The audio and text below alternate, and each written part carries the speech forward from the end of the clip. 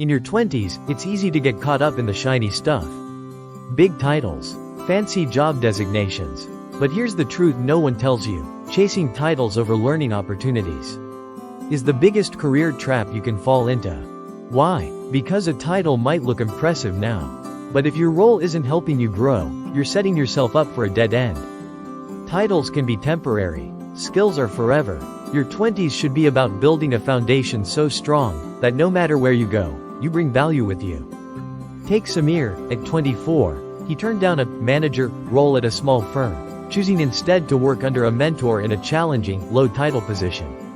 Within 5 years, his skill set made him a sought-after expert across industries, while his friends with fancy early titles were still stuck doing the same work. Ask yourself before taking any job.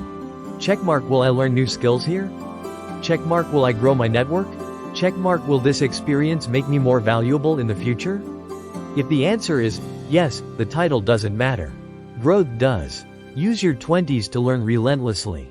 Say yes to challenges, to projects that scare you, to roles that push you out of your comfort zone.